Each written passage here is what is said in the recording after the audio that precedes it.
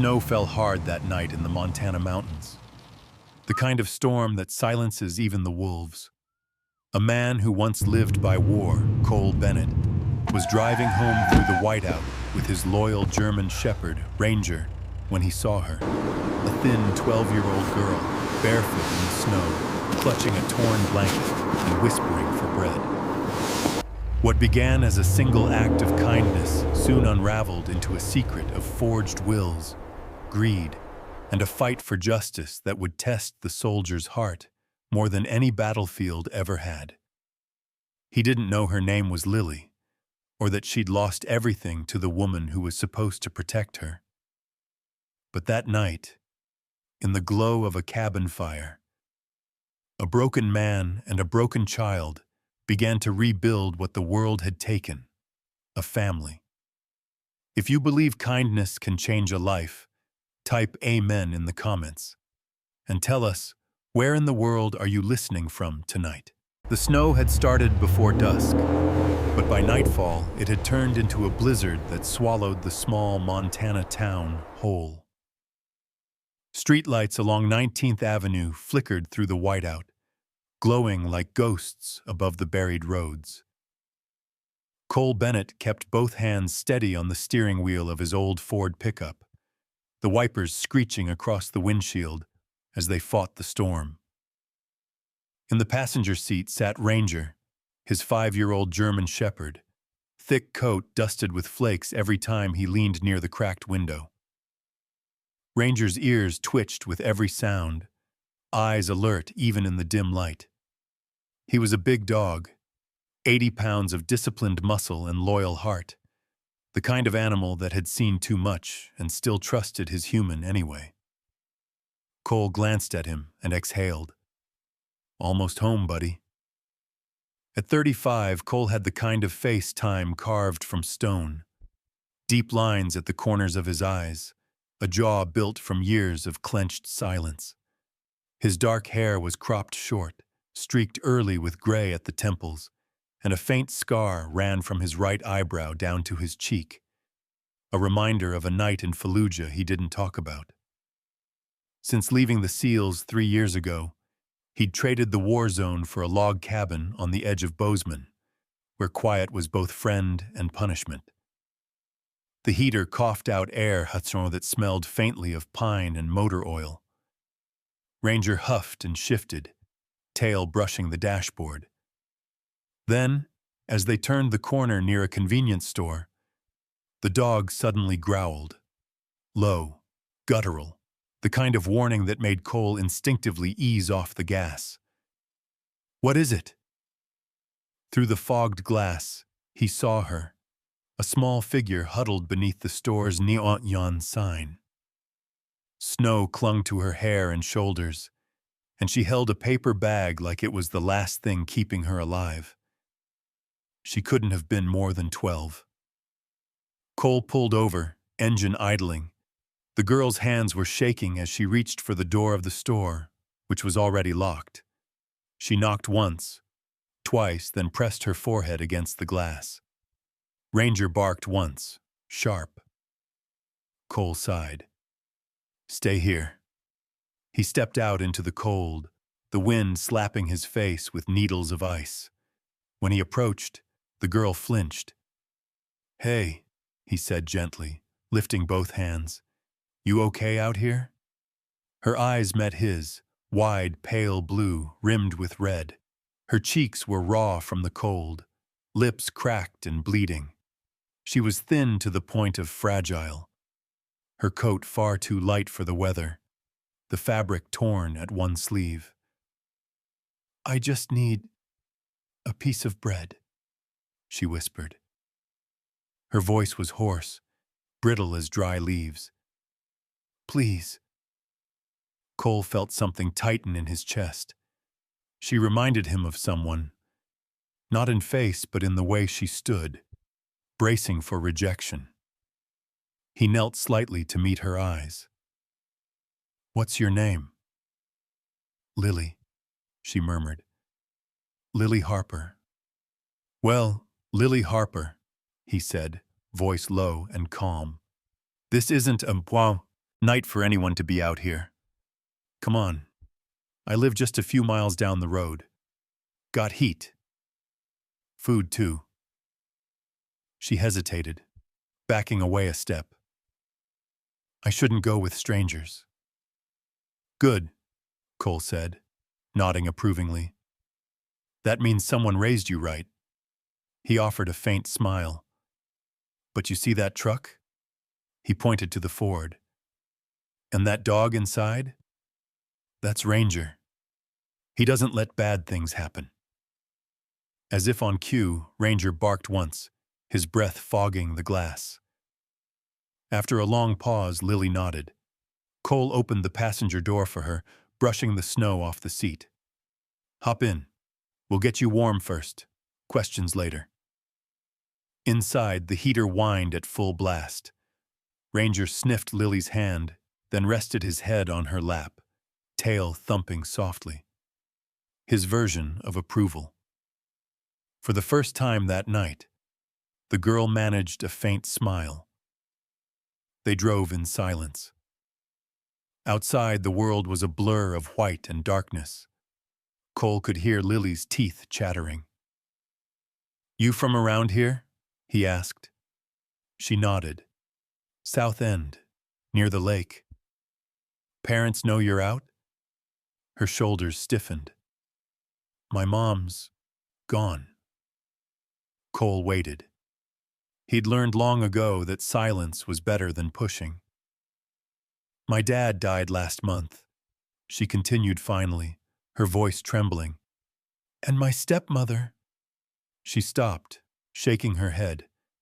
She locked me out tonight. Said I was too much trouble. Ranger whined softly, pressing closer to her. Cole's grip tightened on the steering wheel. He didn't need the rest of the story. He'd seen enough broken kids in war zones to recognize fear disguised as obedience. By the time they reached his cabin, the storm had thickened. The headlights cut through curtains of snow, lighting up the wooden porch. Cole parked beside a stack of firewood, opened the door for Lily, and led her inside. The warmth of the cabin hit like a wave. The scent of cedar and coffee lingered in the air.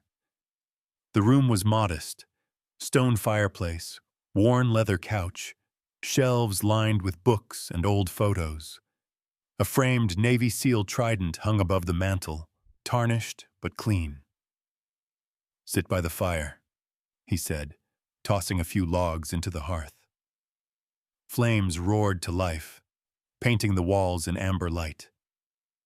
Lily crouched close, stretching her numb fingers toward the heat. The light revealed faint bruises along her wrists, old ones fading to yellow, fresh ones dark as ink. Cole saw them and said nothing. Not yet. Instead, he filled a kettle, poured hot water into a mug, and stirred in cocoa mix. Drink this, he said, handing it over. It's not bread, but it'll do for now. She nodded gratefully. Steam fogged her lashes as she took a sip. Ranger lay at her feet, head resting on his paws, eyes half closed but watchful. Cole sat opposite her, elbows on knees. You said your dad died last month. That must have been rough. She swallowed hard. He was sick, cancer. I thought she'd be nicer after. The stepmother, Lily nodded. Vanessa. She said she'd take care of me, but she only cared about money. She stopped buying food last week. Today she said the house wasn't mine anymore. Cole leaned back, exhaling slowly. The storm outside howled against the windows. You got somewhere else to go? She shook her head. He glanced at Ranger, who looked back as if understanding. Well, Cole said finally, his voice softening. You do tonight. He got up, grabbed a folded blanket from the couch, and wrapped it around her shoulders. You'll sleep on the couch. Ranger'll keep watch. The girl's eyes glistened. "Why are you helping me?" Cole hesitated. "Because someone once helped me when I didn't deserve it," he said quietly. "And because nobody should be out there alone." For a while, the only sounds were the crackle of fire and Ranger's breathing. Lily's eyelids grew heavy, her body relaxing into the couch cushions. Cole watched her drift off, the light flickering across her bruised skin and tangled hair. Outside, the storm screamed against the glass, but inside the cabin felt different. Less hollow, as if the snow had brought something back he thought he'd lost. Ranger lifted his head once, checking the door, then laid it back down on his paws. Cole whispered, almost to himself, "You're safe now, kid." Morning crept slowly over the mountains, sunlight glinting off the snowbanks outside the cabin. Inside, the fire had burned down to soft embers. Cole stirred awake on the recliner, a wool blanket still across his shoulders. He turned his head and saw Lily Harper still asleep on the couch, cocooned in the thick blanket he'd given her. Her small hand rested against Ranger's side. The dog lay perfectly still, golden brown eyes half open, guarding her like she was a piece of glass that might shatter. Cole smiled faintly. "Good job, pal," he whispered. Ranger wagged his tail once, quietly, as if acknowledging the compliment. Cole moved to the kitchen and started breakfast. Oatmeal, milk, and 2 scrambled eggs. He was careful not to make too much noise, but Ranger decided it was time to make introductions on his own terms. The shepherd padded across the floor, picked up his favorite toy, a faded tennis ball with a torn seam, and dropped it right in front of the couch. Lily stirred.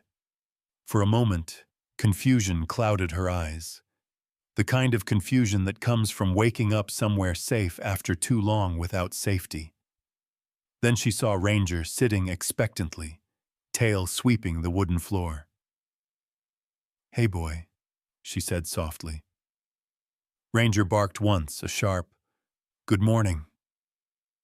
Cole watched from the kitchen doorway as she reached down and picked up the ball. "He's offering peace, Marcel," he said. "It's how he asks for permission to trust someone." She smiled, small but real. "Then I guess I should throw it?" Cole nodded. Ranger bounded after the ball as if it were the greatest honor of his life. When he brought it back, Lily giggled, a sound so light it startled Cole. It had been years since that sound filled his cabin. Breakfast was ready. Cole poured milk into 2 chipped mugs and slid a bowl of oatmeal toward her. "It's not fancy, but it'll stick to your ribs," he said. Lily hesitated before taking a bite. "It's really good," she said, surprised. "I can't remember the last time I had something warm in the morning." Cole leaned on the counter. "You said last night your stepmother, Vanessa, right? Locked you out. Has she done that before?" Lily nodded. "Sometimes, when she's mad." He frowned. "About what?" "She says I remind her of my mom." Cole didn't say anything. He took a slow sip of coffee and studied the girl more closely. In daylight, the bruises along her arms were visible, faint purple and yellow blooms that told a longer story. He set his mug down and grabbed his phone. "I'm going to take a few photos, okay? It's just for record. It helps if anyone asks later." She stiffened. "Am I in trouble?" "No," Cole said gently. "But people who hurt kids usually try to lie about it later. We're just making sure you have proof." After a moment, she nodded. He crouched down and took the pictures carefully. No flash, no sound. Ranger stood beside her the entire time, tail low, eyes steady. When he finished, Cole scrolled through his contacts and selected a number. "Who are you calling?" Lily asked. Someone who helps kids, he said. Her name's Maya Collins. The line clicked twice before a woman's warm voice answered. Gallatin County Child Services. This is Maya. Maya, it's Cole Bennett. There was a pause, then recognition. Cole, been a while. Everything okay? Got a situation, he said. Found a kid last night out in the snow. Bruises, malnourished. Says her stepmother kicked her out. Maya's tone shifted. Professional, alert. Where are you? My cabin off Highway 89. I'll text you the GPS pin. I can be there in an hour. Don't let anyone else near her. Copy that. When he hung up, Lily looked worried. Who is she? Cole sat across from her. Maya Collins. She's a social worker, one of the good ones. I served with her brother overseas. She's not the kind who takes kids away for no reason. She helps fix things. An hour later, tires crunched in the snow outside. Maya stepped in, brushing flakes from her parka. She was in her mid-30s, with dark honey-brown skin, curly black hair tied into a loose bun, and intelligent eyes behind square glasses. Her face carried both warmth and exhaustion, the look of someone who'd spent too many nights hearing stories like Lily's. Morning, Cole, she greeted, flashing a tired smile. Guess trouble found you again. Cole shrugged. I didn't go looking. Maya crouched beside Lily. Hi there, sweetheart. I'm Maya. I work with families. My job's to make sure you're okay. Mind if I ask a few questions? Lily nodded timidly. Ranger sat between them, calm but watchful. Maya took out her notepad. What's your full name, honey? Lily Grace Harper. And your dad's name? Thomas Harper. He died. Maya wrote quickly. I'm sorry to hear that. When did he pass? Last month. Cancer. Maya looked up briefly, sympathy in her eyes. And your stepmom's name? Vanessa Harper. She's the one who hurt you? Lily bit her lip. Sometimes she yells.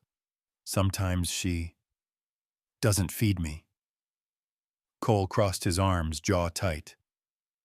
Maya finished her notes, then closed the pad gently. You did the right thing, Lily. We'll make sure you're safe. As Lily sipped the last of her milk, Maya pulled Cole aside near the kitchen. Looks bad, she whispered. Those bruises are layered, weeks apart. We'll file for emergency protective custody. I can process the paperwork, but we'll need a medical check, too. She can stay here tonight? Cole asked. Maya nodded. You've got prior service, clean record, and the dog's therapy certified.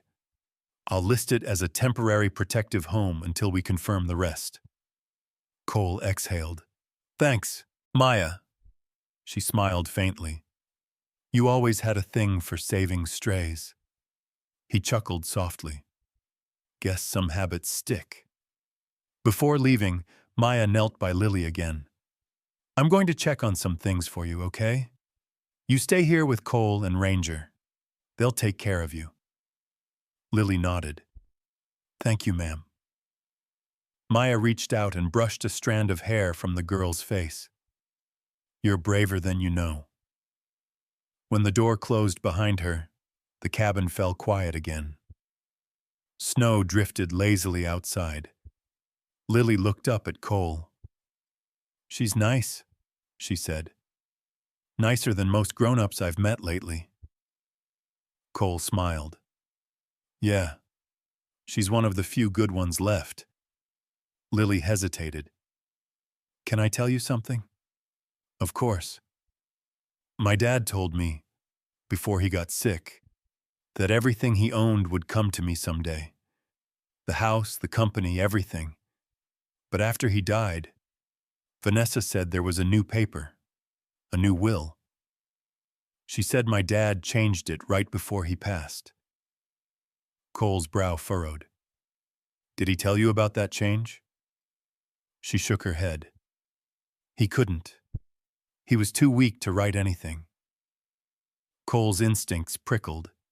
He'd seen forged signatures before, in military contracts, in enemy documents. Something about it felt off.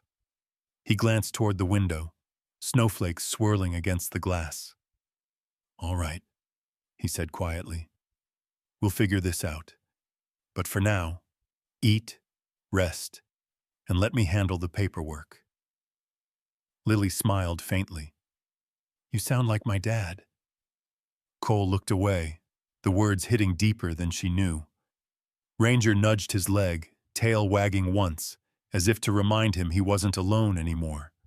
Outside, the storm was clearing, but inside, a new kind of storm was beginning, one that Cole intended to face head-on. By the time the snow had melted off the roof, the storm had passed, but Cole's unease had not. Something about Lily's story lingered in the back of his mind like a quiet alarm that refused to shut off. That afternoon, while Lily helped Ranger chase sticks in the backyard, Cole sat at his worn wooden desk, reviewing the photos he'd taken of her bruises. He sent copies to Maya Collins, who promised to file them with the sheriff's office. Then he turned to the matter that gnawed at him most. The will. Thomas Harper had been one of the largest property developers in Gallatin County. A man with that kind of wealth didn't just change his will overnight, especially not from his hospital bed. Cole opened his laptop, cracked his knuckles, and started digging. Old habits came back easily. Habits from another life. In the SEALs, he'd handled reconnaissance, digital intel sweeps, and field encryption. Now, those same skills let him crawl through public record systems and business registries faster than most detectives. Within an hour, he had a timeline. The updated will had been notarized just 5 days before Thomas's death by a mobile notary named Eldon Pike, operating out of a UPS store on Main Street. Cole leaned back, rubbing his temple. That's our first stop, buddy. Ranger, lying near the door, lifted his head as if in agreement. The UPS store smelled like printer ink and cheap coffee. Behind the counter stood Eldon Pike, a man in his late 50s with a thinning crown of blonde-gray hair and the cautious expression of someone who had made one too many mistakes. His shirt collar was slightly wrinkled, and his tie looked like it had lost its will to live. Cole flashed a polite smile. You the notary who handled Thomas Harper's will update last month? Pike blinked. Harper. Yeah, that sounds right. Big house up on Timberline Road, right? That's the one. Cole slid his phone forward, screen showing a photo of Thomas Harper from the obituary. Mind telling me who was there that day? Pike hesitated. Usually I don't. Cole leaned closer, voice firm but calm. It's about the welfare of his daughter. You're not in trouble, Eldon. I just need to know what really happened. Pike swallowed. Well, I remember Mrs. Harper. The new one. She said Mr. Harper wanted to make some adjustments. He didn't say much himself, looked weak. Honestly, I'm not sure he even understood what he was signing. Did he sign in front of you? Pike frowned. Yeah. Or, I thought he did. He scratched his head. She held the paper, guided his hand. I figured he needed help. Cole's jaw tightened. And the signature pressure. Was it consistent? Pressure? Indentation on the page. You know, when you write with a pen, the stroke leaves texture. Did it look flat? Pike thought for a moment. Now that you mention it. Yeah, it was smooth. Kinda printed looking. But I stamped it, like usual. didn't think much about it. Cole nodded once. Thanks, Eldon. That helps. As he turned to leave, Pike called after him. You're not with the police, are you? Cole half smiled. No, just someone who doesn't like seeing people get robbed. That evening, Cole reached out to Sarah Whitaker, a local attorney known for her meticulous work in estate law. Sarah had been Maya's referral. The sharpest eyes in the county, Maya had said. She arrived at the cabin just before dusk, parking her silver Subaru by the porch. When Cole opened the door, he saw a tall, slender woman in her early 40s. She had ash-blonde hair pulled into a tight braid, a sharp, intelligent face with gray-blue eyes, and hands that moved with measured precision. Her beige trench coat carried faint traces of Montana dust, and her voice when she spoke was low and clear. Mr. Bennett, she said, extending a gloved hand. Maya filled me in. Mind if I take a look at the paperwork? Cole nodded. Please. Lily peeked from behind the couch, clutching Ranger's collar. Sarah offered her a kind smile. You must be Lily. Your dad was a good man. I handled one of his property filings years ago. Lily nodded shyly. Cole laid out the scanned copy of the new will. Sarah slipped on her reading glasses, studying the pages under the lamplight. Her expression hardened after a few minutes.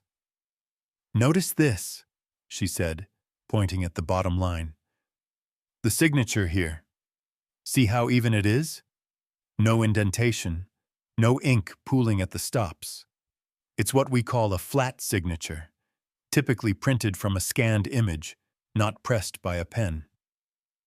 So it's fake? Cole asked. I can't prove intent yet, she said. But it's definitely not natural. A human hand breathes through the pen. This one doesn't. It's perfect. Too perfect. Lily frowned. Then Vanessa lied. Sarah removed her glasses, looking at Cole. If what you told me about the notary is true, we might have a forgery, but I'll need the original document to confirm, not just this scan. Vanessa has it, Cole said. Then we'll have to find leverage. Sarah paused, her eyes softening. You're doing good, by the way.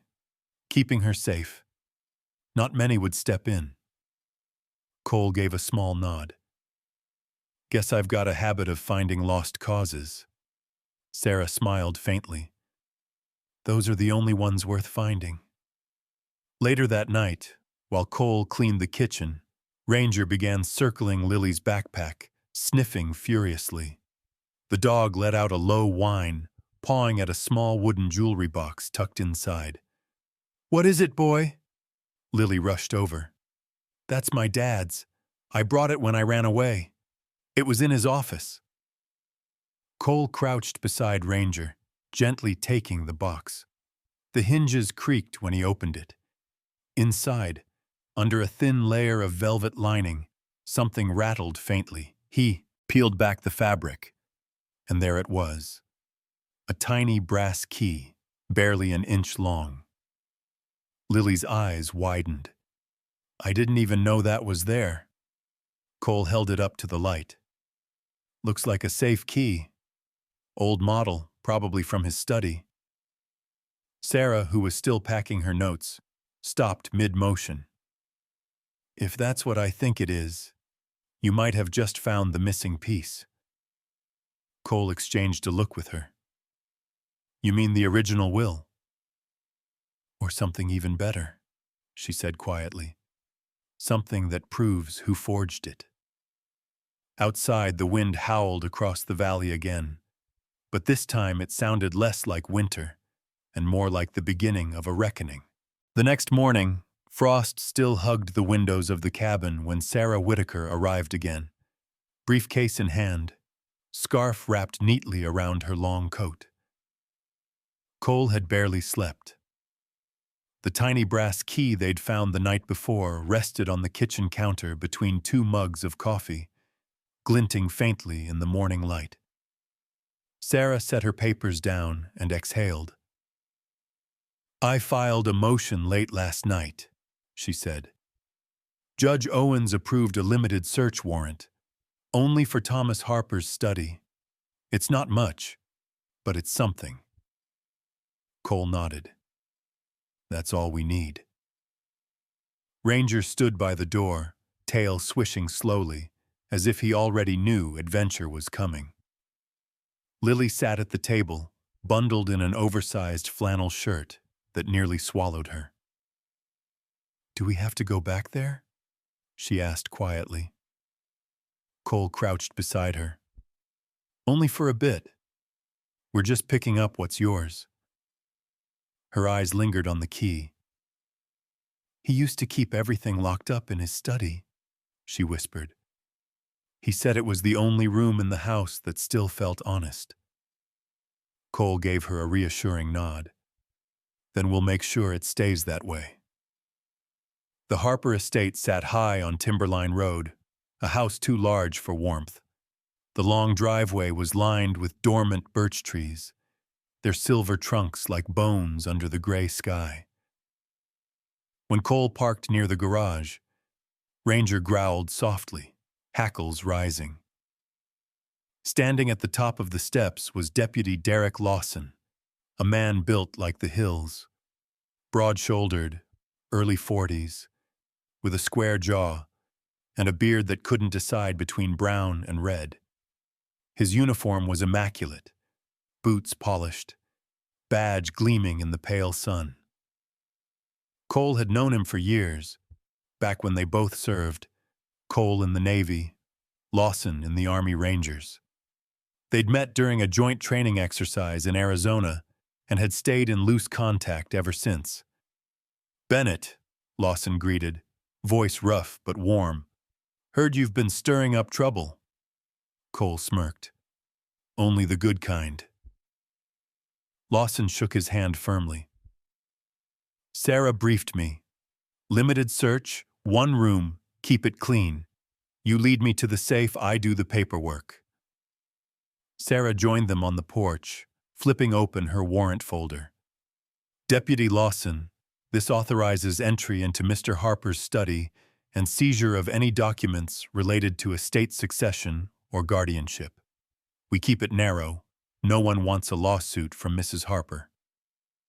Lawson nodded. "Got it." Inside, the house was all marble and silence. Every sound echoed: footsteps, the faint clink of Rangers' tags. Lily walked between Cole and Sarah, her small frame trembling despite the warmth. She stared at the portraits on the wall, her father smiling in happier years, Vanessa beside him in every newer photo, her expression painted perfection, but eyes hollow. When they reached the study, Cole felt a strange stillness settle over him. The room smelled of old books and cedar oil, heavy curtains dimmed the light. A mahogany desk sat against the far wall, and beneath it, half hidden by a rug, was a steel safe. "Looks promising," Lawson muttered. Cole knelt, examining the lock. Same make as the key. He turned the brass key carefully. It clicked, smooth and certain, like it had been waiting all along. Inside, the air smelled faintly of dust and old ink. Folders, ledgers, and sealed envelopes filled the narrow space. Cole pulled out a thick, cream-colored envelope bound with a blue ribbon. The wax seal bore the imprint, T.H., Thomas Harper. Sarah took it with gloved hands. "This is the original." Cole reached deeper and found another envelope, smaller, yellowed at the edges. The handwriting was uneven, but familiar from photos on Lily's old report cards. "Read it," Lily whispered. Sarah unfolded it slowly. Her voice softened as she read aloud. "If something happens to me, Lily is to be placed under the care of a guardian outside the Harper household. Her well-being is my final wish. Trust must go to someone who protects her heart before her inheritance. Thomas Harper. Lily's eyes filled with tears. Cole looked away, jaw tight. Lawson whistled low. That's as clear as it gets. Just then, footsteps echoed down the hallway. A woman's voice, smooth as silk and twice as cold, drifted in. "Well, this is quite a gathering," she said. Vanessa Harper appeared in the doorway, poised as if for a photograph. She was in her late 30s, her beauty sharpened like glass, dark chestnut hair in soft curls, red lipstick precise, pearl earrings catching the light. But her eyes gave her away, narrow, calculating, already measuring outcomes. "Mrs. Harper," Sarah said, folding the documents neatly, "we're conducting a lawful retrieval authorized by Judge Owens." Vanessa's lips curved into a smile too perfect to be real. "Retrieval? My husband's estate is already settled. You have no right." Cole cut her off. "Thomas made it clear Lily's welfare came first. That safe proved it." Vanessa's gaze slid toward Lily. "Sweetheart," she said in syruped tones, "you shouldn't be mixed up in this. Come home. We'll talk." Lily took a step back, pressing against Cole's leg. Ranger growled low, the sound rumbling like distant thunder. Sarah stepped between them. "Mrs. Harper, if you continue to intimidate the child, I'll file for an immediate restraining order." Lawson opened his notepad calmly. "Mrs. Harper, I'll need to confirm one more thing before we leave. You still manage the Harper Trust accounts, correct?" "Of course," she snapped. "Funny," Lawson said, flipping to another page. "Bank flagged 3 withdrawals last week totaling $60,000. All from the educational trust meant for Lily. Care to explain?" Vanessa froze. That's an accounting error." Sarah raised an eyebrow. "That's a lot of error." Cole crossed his arms. "Looks more like theft." Vanessa's face hardened. "You'll regret this." "Doubt it," Lawson said, snapping his notepad shut. "You're free to call your lawyer, ma'am, but for now, the safe and its contents are going into evidence." Sarah collected the envelopes and placed them in a plastic evidence pouch. Cole guided Lily toward the door, Ranger following close behind, every step deliberate. As they stepped back into the cold air, the wind bit against their faces, but it felt cleaner somehow, like the house had been holding its breath for years and finally exhaled. Lawson locked the cruiser's trunk after securing the documents. "That's one hell of a find, Bennett." Cole glanced at Lily, who was staring up at the pale sky. Her father was waiting for someone to listen. We just happened to knock first. Ranger barked once, tail wagging, as if sealing the truth of it. The courthouse in Gallatin County was an old sandstone building that looked more like a church than a place where justice was decided. Morning sunlight streamed through high arched windows, cutting thin beams of gold across the benches. The air inside smelled faintly of pine polish and paper, a scent that promised both truth and trouble. Cole Bennett sat at the front row beside Sarah Whitaker, dressed in a plain gray suit that looked slightly out of place on a man more comfortable in combat boots. His posture was straight, controlled, a soldier's bearing that refused to break even in peace. Beside him, Lily Harper fidgeted with the end of her braid, her small frame swallowed by the dark blazer Sarah had loaned her. Ranger lay quietly at Cole's feet, his thick fur brushed and collar gleaming. He looked calm but alert, the kind of calm that comes from knowing every sound, every heartbeat in a room. The courthouse staff had tried to object to his presence until Sarah quoted state therapy animal statutes, with icy precision. At the opposing table, Vanessa Harper sat beside her attorney, Richard Kellen, a tall, silver-haired man in his late 50s, with a politician's smile and eyes that never really smiled with it. His suit was flawless, his cufflinks engraved with initials that weren't his, an heirloom from a father he'd never forgiven. Kellen had built his career defending the wealthy, twisting truth into something that looked respectable from afar. Judge Rebecca Owens, a woman in her early 60s with silver hair pinned in a bun and the calm authority of someone who'd seen every shade of human deceit, entered the courtroom. Her gavel struck once, sharp as a gunshot. "This emergency guardianship hearing is now in session," she said. "We're here to determine the temporary custody of minor Lily Grace Harper and the validity of the document presented as the late Thomas Harper's final will." Sarah rose gracefully, her gray-blue eyes steady. "Your Honor, the petitioner presents the following. The original handwritten will of Mr. Thomas Harper, recovered from a sealed safe in his study. Photographic evidence of physical abuse inflicted upon the child by her stepmother, Mrs. Vanessa Harper, and financial records showing unauthorized withdrawals from the Harper Education Trust." She walked toward the bench, her heels clicking in rhythm with the silence that filled the room. "All documents have been verified and notarized by Deputy Lawson and my office." Judge Owens nodded. "Admitted into evidence." Kellen stood, voice smooth as oil. "Your Honor, the defense concedes that certain misunderstandings occurred following Mr. Harper's death.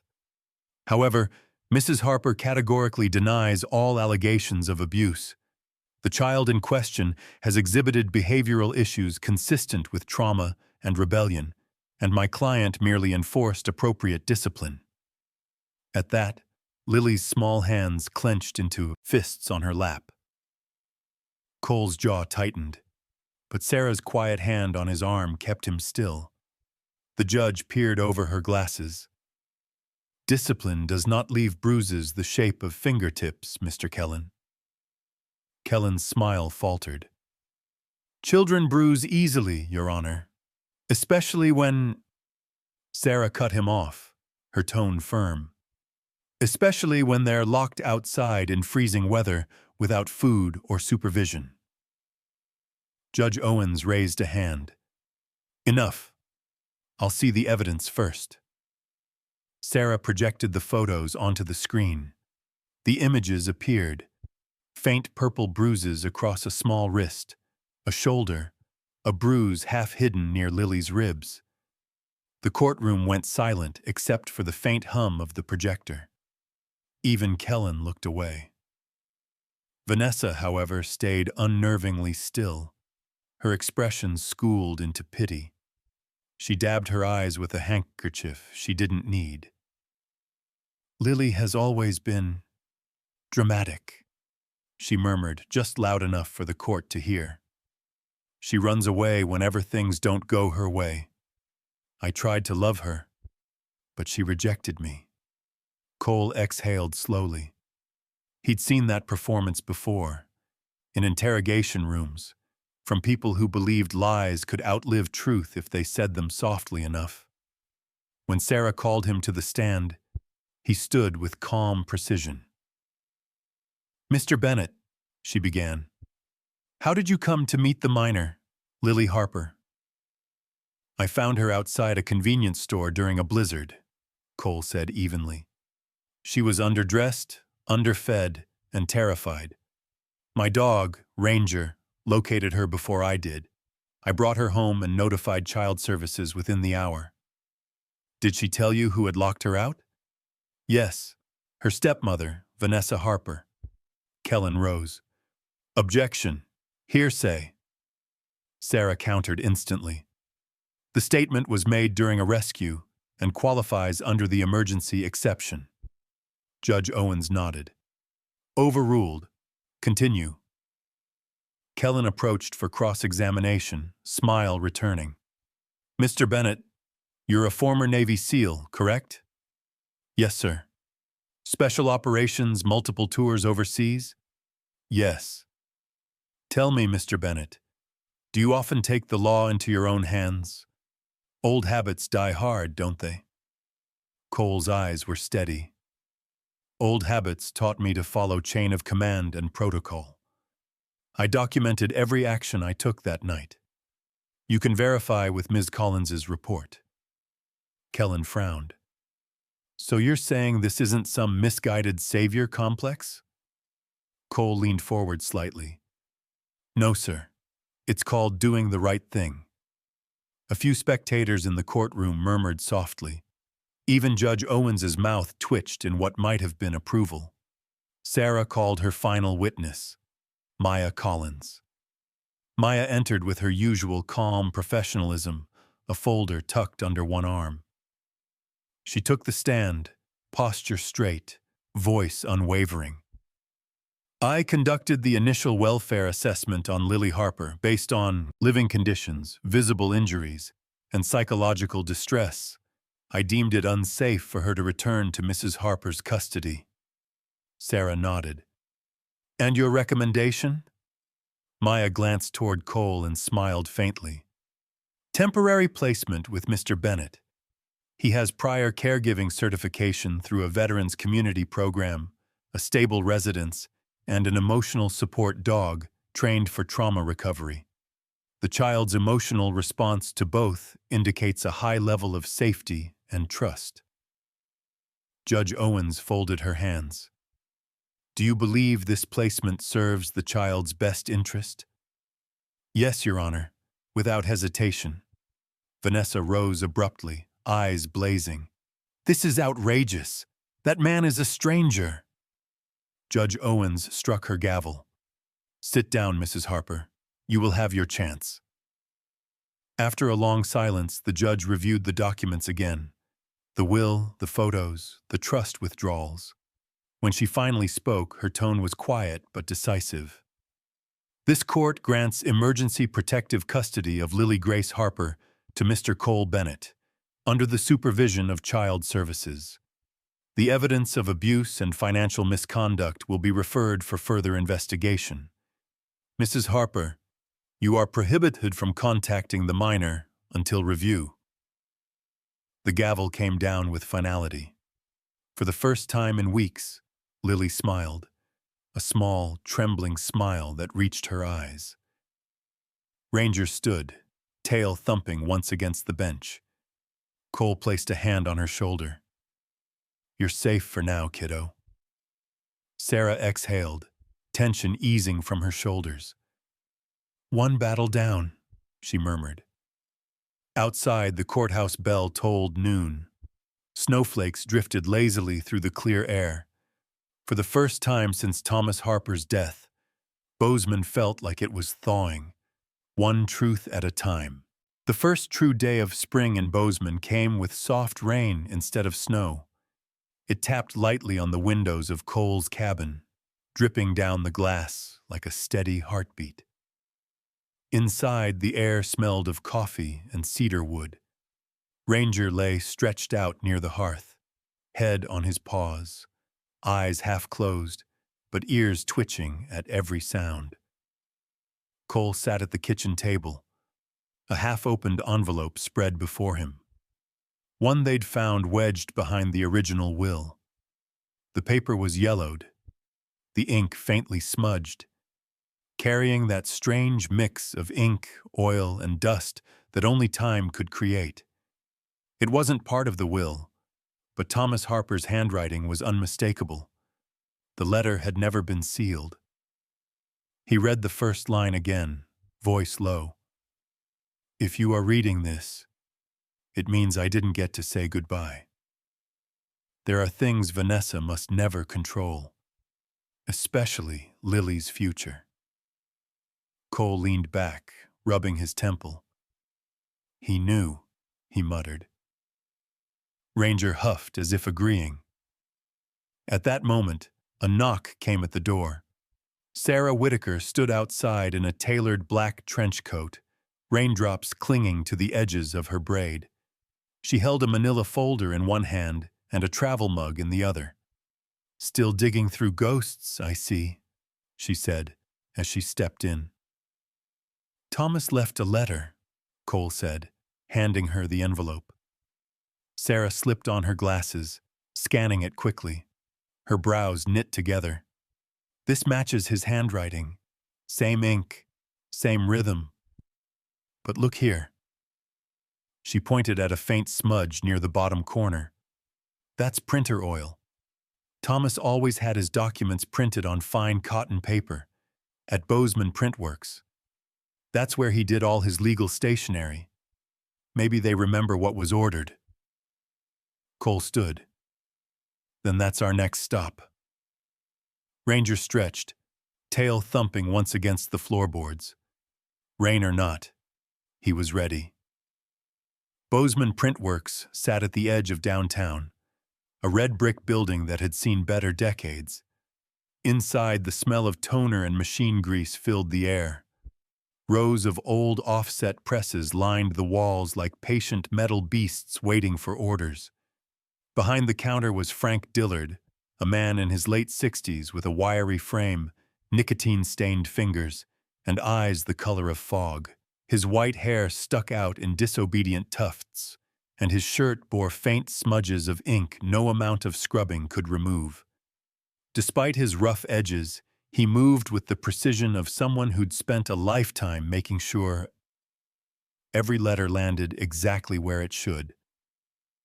Cole introduced himself. "Mr. Dillard, I'm looking into some paperwork printed here a few months ago. Belonged to Thomas Harper." Frank frowned. "Thomas? Yeah, I remember him. Good man. Liked his fonts old-fashioned, Garamond with letterpress emboss. Why?" Sarah stepped forward, voice firm. "We believe someone used your shop to forge an updated will after his death. Anything you can recall would help." Frank wiped his hands on a rag. "Funny you mention that. Week before Thomas passed, a woman came in with a flash drive, wanted to print a document using Thomas's personal paper stock, claimed she was handling urgent family paperwork." "Did you recognize her?" Cole asked. He nodded slowly. "Brown hair, fancy coat, perfume strong enough to knock out a horse. She signed the order V. Harper." Sarah's eyes sharpened. "Do you still have the invoice?" Frank grunted and disappeared into the back office. Minutes later, he returned with a faded carbon copy. "Didn't toss it yet. Habit of mine. Can't bring myself to delete paid records."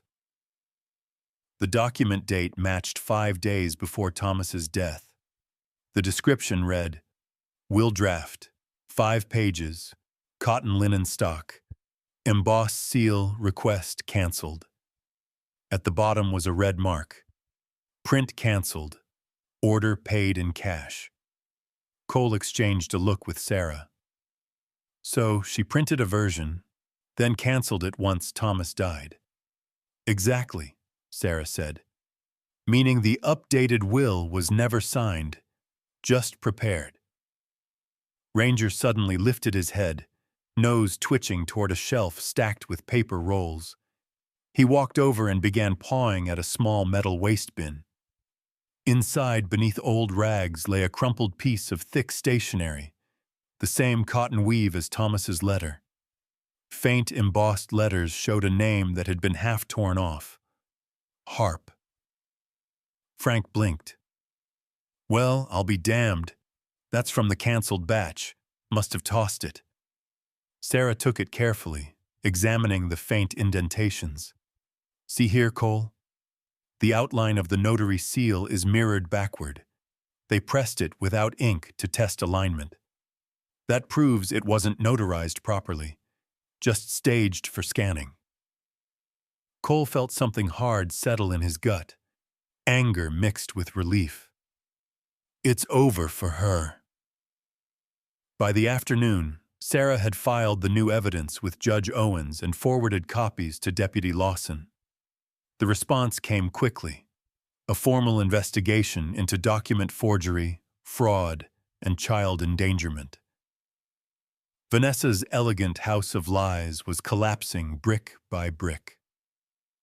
Cole and Lily waited outside the courthouse when Lawson emerged. The deputy's uniform was damp from the drizzle, his red-brown beard darker from rain. He carried a calm authority that didn't need words. "Judge signed off," Lawson said, handing Sarah the order.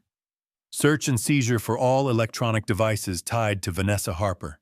And," he paused, looking at Lily, "temporary guardianship for this young lady stays with you, Bennett, until the adoption board reviews." Lily's eyes widened. "So she can't take me back?" Lawson smiled faintly. "Not anymore, kiddo. That woman's gonna be too busy answering questions from the DA. Ranger nudged her leg, earning a small laugh that sounded freer than any she'd made before. As they walked toward the truck, Sarah fell into step beside Cole. "You know," she said, "Thomas Harper was smarter than he looked. That letter might have been his way of leaving breadcrumbs for anyone honest enough to follow." Cole glanced down at the folded paper in his hand. He wasn't wrong about one thing. Which is? He looked toward Lily, who was showing Ranger how to balance a treat on his nose. Some people are worth fighting for, even after they're gone. Sarah smiled, a rare, genuine one. "You're turning into a lawyer's favorite client, Bennett. The kind that makes me believe the system still works." He chuckled quietly. "Don't get your hopes up too high." Behind them, thunder rumbled faintly over the mountains. But this time it didn't sound like a warning. It sounded like closure. Spring arrived in Bozeman with the smell of thawed pine and wet soil. The snow that had buried the town for months now melted into rushing creeks, and the valley breathed again. For Cole Bennett, it felt like the first season that didn't weigh him down. He stood on the porch of the courthouse, hands deep in his jacket pockets, Ranger sitting faithfully beside him. The German shepherd's coat shone under the morning sun, chest broad, eyes bright amber. His ears flicked toward every sound, a stroller's squeak, a passing car, the hum of people beginning their day. Inside, the courtroom buzzed quietly. Today was the final hearing, not of guilt or accusation, but of closure. Cole adjusted his collar as Sarah Whitaker approached, her gray-blue eyes calm as always. Her long ash-blonde hair was braided neatly over one shoulder, and her navy suit was pressed to military precision. There was always a steadiness about her, a kind of grace forged not from luxury, but from endurance. "You ready?" she asked. Cole exhaled slowly. "Not sure anyone's ever ready for something like this." Sarah smiled. "That's exactly how you know you are." Behind her came Maya Collins, the social worker who'd been with them from the start. Maya wore a cream sweater under her coat, a contrast to her honey-brown skin. Her curly hair framed a face that was both gentle and firm, the kind of face that had seen too much pain to take shortcuts. She carried a clipboard tucked under one arm and gave Cole a thumbs up. "Everything checks out," she said. "The home visits, Lily's school reports, psychological evals, all solid. You two make a good team." Cole nodded. "Guess we had a good supervisor." Maya chuckled. "You mean Ranger?" Ranger wagged his tail as if accepting the compliment. They entered the courtroom together. At the front sat Judge Rebecca Owens, dignified as ever, her silver hair glowing under the overhead light. She adjusted her glasses and glanced over the paperwork. To her left was Deputy Lawson, in uniform, standing tall and serious, arms crossed loosely. His beard was trimmed neatly today, and though he rarely smiled, there was a quiet pride in his eyes. In the front row sat Lily, 12 now, though she looked older in spirit. She wore a light blue dress with a white cardigan, her brown hair tied in a ribbon that Ranger had tried to chew that morning. When she noticed Cole walk in, she smiled, shy but bright. Judge Owens cleared her throat. "We're here today to finalize the matter of guardianship and adoption concerning Miss Lily Grace Harper." Her voice was calm, deliberate, carrying both the weight of the law and the tenderness of someone who still believed in its purpose. Sarah stepped forward first. "Your Honor, the original will of the late Thomas Harper has been authenticated. His daughter's inheritance and trust fund have been reinstated, with myself appointed as interim financial guardian." Owens nodded. "Noted and approved. Proceed." Sarah continued. "Furthermore, with consistent welfare reports from Ms. Collins and verified statements from Deputy Lawson, the court is asked to convert Mr. Bennett's temporary custodianship to full guardianship and, per the child's written request, to proceed with formal adoption." A ripple of quiet spread through the courtroom. The judge adjusted her glasses, studying Cole. "Mr. Bennett," she said, "you've had quite a journey. Former Navy SEAL, medically retired, living a quiet life until a blizzard changed that. Do you believe you're ready to be a father?" Cole took a moment before answering. "Ma'am, I don't know what ready looks like. I just know that for the first time in a long while, I wake up wanting to make someone else's day better than mine. That's what Lily gave me." Judge Owens leaned back, her expression softening. "That's the best definition I've heard." Lily stood then, her voice small but steady. "Your Honor, I want to stay with Cole and Ranger. They're my family now. I feel safe there, and happy." Ranger barked once as if offering testimony of his own. The courtroom chuckled lightly. Even the judge smiled. "Well," Owen said, "I'd say the motion has unanimous support, including the K9 vote." She lifted her gavel, the sound echoing softly through the room. "It is the judgment of this court that Mr. Cole Bennett is hereby granted full legal guardianship and adoption of Miss Lily Grace Harper. Effective immediately, her legal name shall be Lily Grace Bennett." The gavel struck once, clear as a bell. For a moment, nobody moved. Then Lily turned to Cole, tears pooling in her eyes. He knelt beside her as she threw her arms around his neck, holding on as though she might never let go. Ranger pressed his nose into both of them, tail thumping against the polished floor. Maya wiped her eyes discreetly. Sarah's professional calm faltered just enough for a smile. Even Lawson cracked a grin. Judge Owens signed the final papers, then looked up. "Mr. Bennett, Miss Bennett, you're free to go home. Congratulations." Outside, the sky had cleared. Sunlight spilled over the courthouse steps, glinting off puddles that mirrored the Montana sky. Sarah handed Cole a sealed folder. "These are the certified documents: adoption decree, name change, and trust reinstatement. You're officially a family." Cole took the folder carefully. "Never thought I'd get that title again." "You earned it," Sarah said, shaking his hand. "Take care of her." "I will." Maya stepped up next, kneeling to Lily's level. "You've got a good dad now, kiddo. And you've still got my number if you ever need someone to talk to, even just for homework help." Lily nodded. "Thank you, Miss Collins." As they turned toward the truck, Deputy Lawson clapped Cole on the shoulder. "You did good, brother. Real good." Cole grinned faintly. "Didn't do it alone." Lawson looked down at Ranger. "Guess we should put that dog on the payroll." They all laughed. That evening, The valley glowed gold in the setting sun. Cole parked the truck in front of the cabin, their cabin now. Lily jumped out first, Ranger bounding after her. The mailbox stood crooked at the end of the gravel drive, rusted and plain. Cole carried a small metal stencil and a can of black paint. "Want to do the honors?" he asked. Lily nodded eagerly. Together they painted new letters onto the old box, careful and slow. The paint gleamed wet under the last light of day.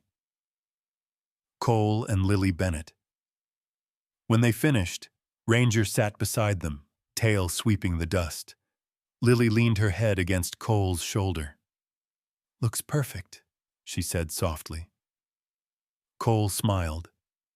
"It's not the name that makes it perfect. It's the people who answer to it." As dusk settled, Ranger trotted toward the porch, barking once, a single sharp sound that echoed down the valley like a promise. For the first time in years, Cole didn't hear emptiness in the silence that followed. He heard home.